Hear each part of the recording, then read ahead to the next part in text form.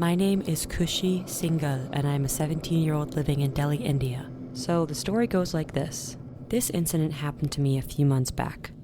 One day, I was returning from coaching classes, and as usual, people were crowded on the streets, and the hour of the day was also a busy one, probably 6 in the evening. I was really tired that day, so I decided to book a cab home for myself instead of taking the bus.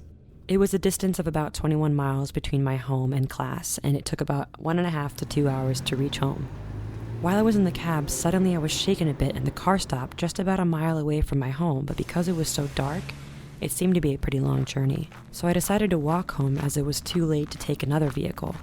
After walking for a few minutes, I realized that a girl, probably the same age as me, was sitting behind the bushes just nearby where I was standing. Out of curiosity, I asked the girl if she needed any kind of help, and then she gently lifted her head up and said in a low voice, "Thank you for your concern. Actually, I have hurt my leg while I was walking by the side. Could you please give me your handkerchief so that I can clean the wound?" I said, "Okay, but please tell me if you've told your family about this," to which she said, "Yes, I've contacted them and they'll be getting here any moment. But the wound is really hurting and I need to cover it as soon as possible." So I searched my bag, and as soon as I was about to give her my handkerchief, an old man came towards me, grabbed my arm, and immediately took me to the other side and said, "Hey kid, I was watching you for a few minutes. Who are you talking to over there?"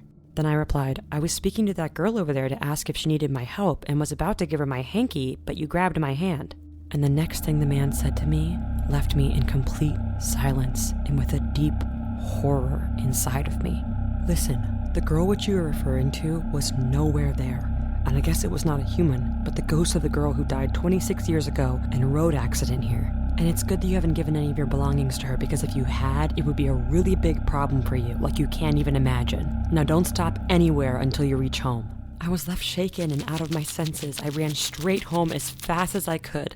When I reached home, my mother opened the door and said, "Khushi, who's this girl with you? One of your friends?" Without even listening to what she said next, I came in and closed the door and went straight to my room.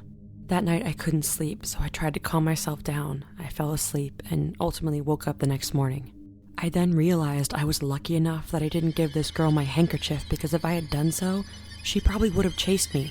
And the girl that accompanied me the previous night was the same girl I had encountered. I am really thankful to the old man for saving my life.